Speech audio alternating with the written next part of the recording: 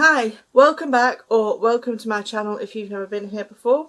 I am Rachel and I am an indie author of over 50 books and it's really great to meet you. I am coming at you today because I want to talk to you about the more negative side of being an author or an online writer or even just an online creative, because it's something I've come across a little bit in my life, in my online community and creativity, and I just thought I'd come on and chat about that, and as usual I have made a few notes about it. And this is probably something, again, I mean I see lots of things asked in the writing community, and this is probably another one of those things.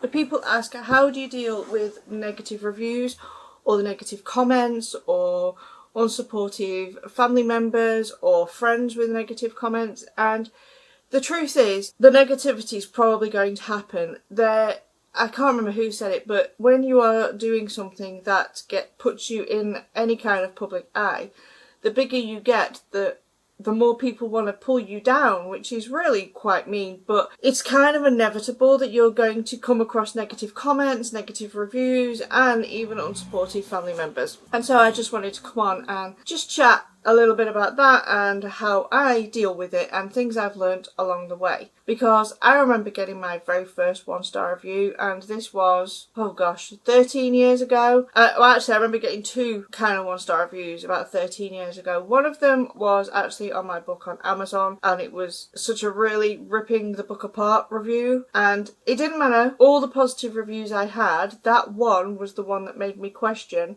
whether I was a good enough writer, whether I should keep writing, and really kind of created my mood. And the other one was actually somebody sent me their negative review in a private message on Goodreads, and I actually still have that, and it was really attacking, it was full of swearing, it was really, really nasty. This person didn't know me and I didn't know them, but they just decided that my book had made them really angry and they were going to tell me about it. And then they blocked me, so I couldn't reply. And yeah, and I just decided to save it. And I think on that one I was a bit more shocked than anything because it was more like a personal attack. But yeah, but that's kind of the thing I want to talk about, is how to deal with that and the different ways you might come across it and stuff like that. The first thing I'll say is, unfortunately, you have to understand that this is just part of the job. It's what comes with putting yourself out there, and it can seem really, really scary, but even the big people get it. I mean, you look at the amount of hate someone like J.K. Rowling gets,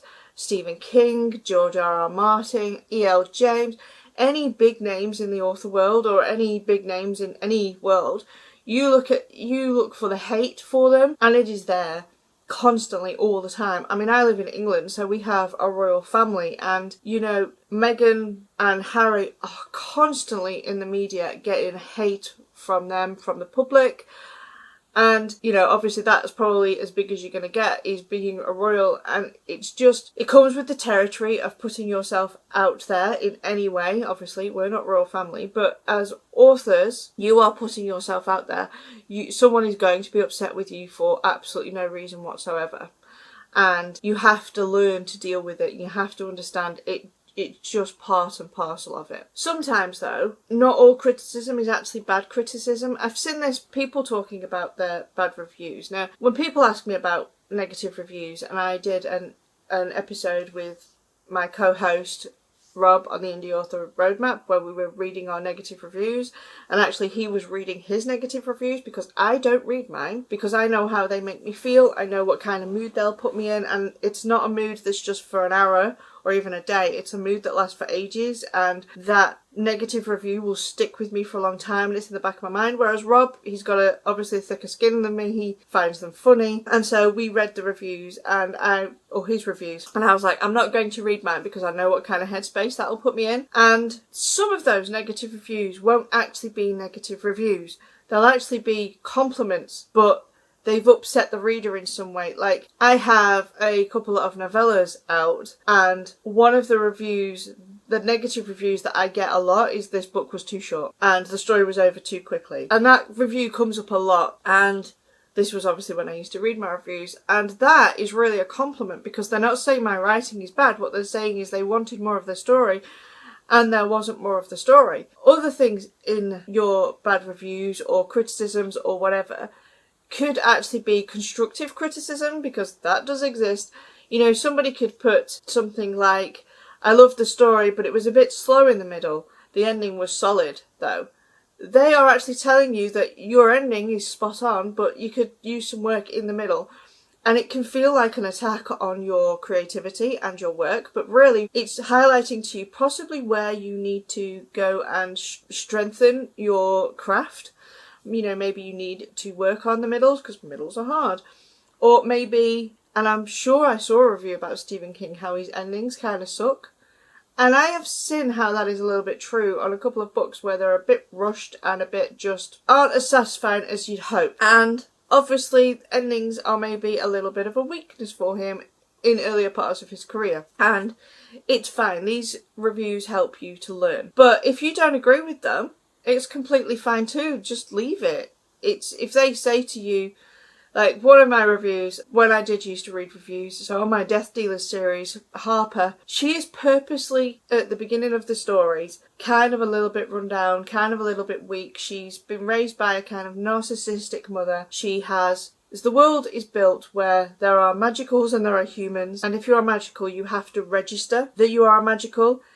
And it's almost like being a person with magic is a disability and it's frowned upon. And so when her mother realises that she has magic because she brings home the neighbour's dead dog that's walking behind her, her mother is not impressed. She's one of these people who likes to make an impression of everybody, on everybody. She, you know, cares about what everyone thinks about her really badly. So she medicates her daughter Harper so that her magic doesn't manifest anywhere. And then when we meet Harper in the book, she's in her 20s. She's, you know, typical young 20s person, and I'm basing this off my own daughter, who's, you know, a little bit scatty, forgets things, and blah, blah, blah. And so she forgets her medication, she forgets to pick up her prescription, and obviously because the medication's wearing off, her magic starts to manifest, and she accidentally raises 2 bodies in the morgue she's working in. Oops. But when we meet Harper, because of the way her mother has been, and she's got quite a crappy boyfriend, she is kind of weak-ish because she's used to being treated like crap, and she just accepts it and panders to them. And it was done on purpose, because when she meets Ethan, who is a bounty hunter, because a person who doesn't register their magic is an illegal magical, and Ethan is a bounty hunter who will bring these people in for whatever level of justice, and he spots that she has magic and is unregistered and decides that before the Mages Council get word of this, that he's going to help her to harness her magic, because he kind of obviously sees something in it. And then through the series she's going to grow. She's going to come into herself and realise, you know what, actually I'm good enough. Having magic doesn't make me a bad person. And that's the story arc that we're going with. So at the beginning, she's this weak person, and there are so many negative reviews that comment about how Harper is a little bit of a doormat, and it's like, that's a compliment, because that means we've written her exactly as we wanted her to be written. Spot on. So not all negative comments are actually negative if you read them. Look for the compliments in them, look for where you can learn from them and you can help develop yourself with them. That being said, you are going to get comments from people who are just trolls. And I hate to say trolls, because there's human people behind the trolling people. They've got whatever going in their life that makes them be nasty to you, you know, but we'll call them trolls. If you get the trolls on your Facebook posts, on your social media, on your books, on Goodreads, wherever, don't engage them. I don't bother with them at all. You're not going to win the argument with them. Whatever they're coming at you with, for whatever reason, you're not going to win that argument. You're just going to make yourself upset. You're just going to get into an argument. You're going to spoil your mood for the day, and you won't win. You never win arguing with anyone online. When you see people arguing online, they literally got 2 very strong opinions. They're not going to change their minds. Just leave it. If I get negative comments anywhere, I just delete them. They don't mean anything to me. You know, the person who wrote them is angry with me for whatever reason. That's fine. They don't like my work for whatever reason. totally fine. They don't need to be in my space. I don't need to give them any of my energy. And so I just, negative comment, delete, gone, and block the person so that they can't come back. I keep talking that I don't read my reviews, but I used to read my reviews. One of my funniest reviews was someone left a really negative review on my first book of my series. And it was a horrible review. And then they read the second book and left an equally horrible review. And then they read the third book and left another horrible review. At which point I'm thinking, if you don't like my books, why do you keep reading them? And there was no constructive criticism in them at all. Literally at the end of every review, she's like, well, I'll read the next book to see if it'll get better. And it's like, why? Why give your energy to me if you don't like my books? Go read something you're going to enjoy. But there's nothing stranger than people.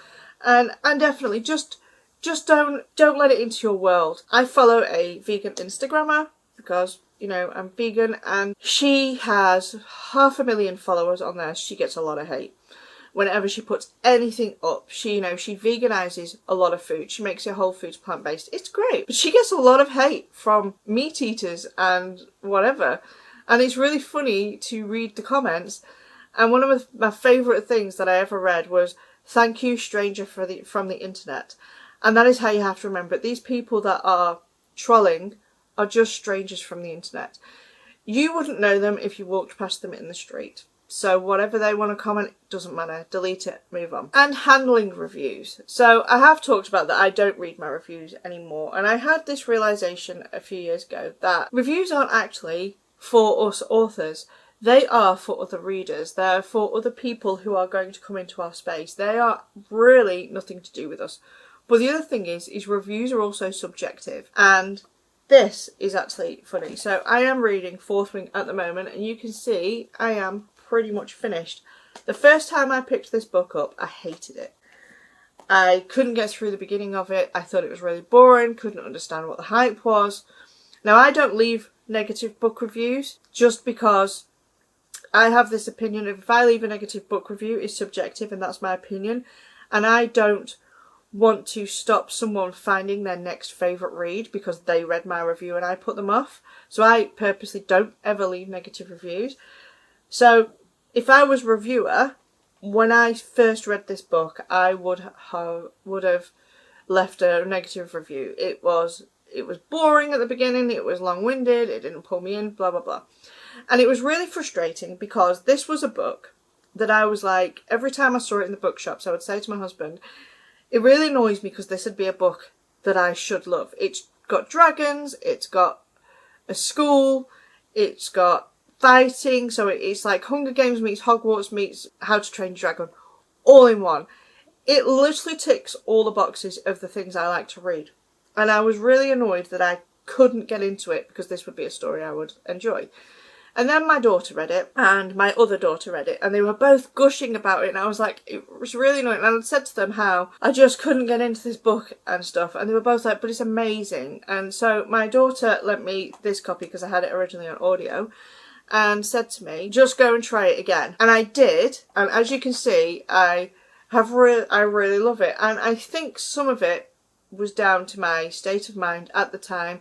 For whatever reason, my brain was just not in the place to read that book. And that's not the first book I've done that with. I did it with 11/22/63, where I started reading it, wasn't a fan, and then once I read it, became my favourite book of all time. And so when people leave reviews, you have to remember that they are subjective opinions, and it might not even be down to your book. It could be just down to that person's state of mind on the day.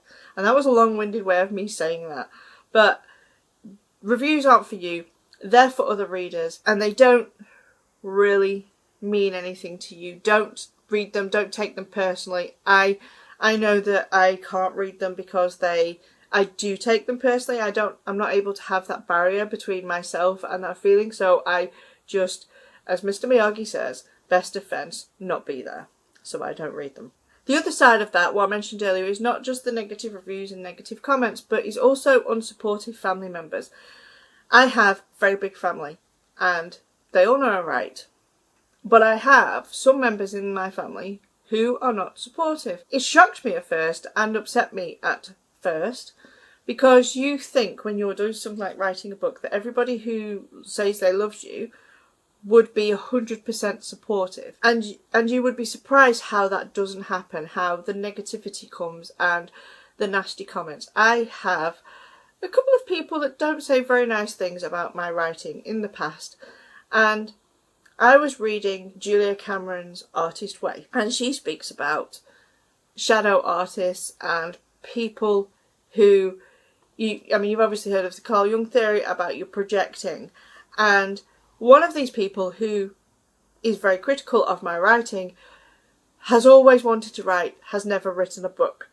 And so I can clearly see that their anger at me for being a writer, and when I say anger, they literally do not like me talking about my writing. If I talk about writing, I have had negative comments that I'm always bringing my writing up, and I'm like, yeah, because it's literally what I do. And I can see now that that is placed in their own jealousy, and maybe jealousy is the wrong word, but their own unfulfilled desires. And it's not really about me, it's about them. And so when you have unsupportive family members, and they can get quite nasty and make you feel quite crappy, and you can't just delete them like you can a negative comment. You have to put boundaries up.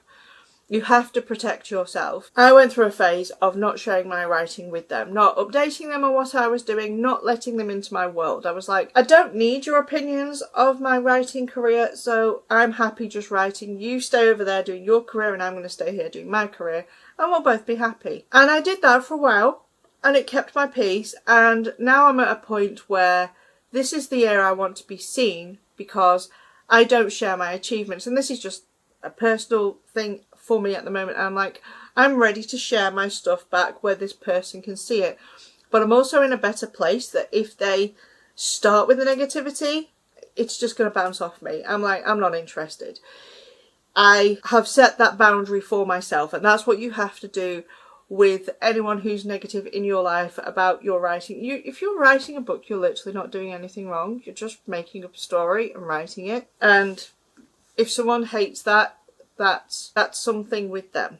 It's not with you. And one of the things is really to remember why you're writing. It can be so easy when the negative comments are flying around to get tangled up in that and think that you're not good enough and forget why you write in the first place. Like, when I started writing as a child, I can remember the passion of it.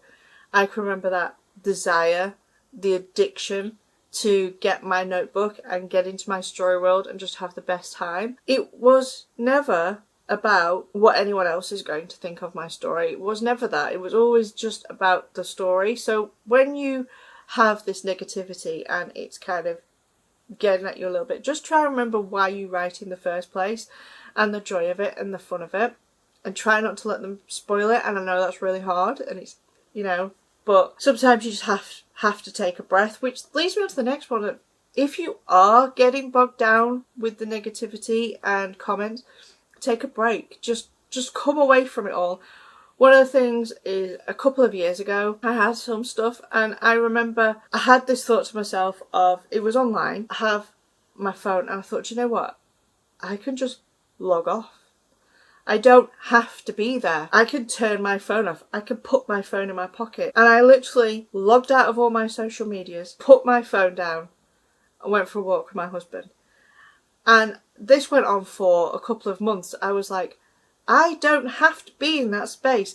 I don't have to bother with what's going on and what anyone wants to say to me or about me.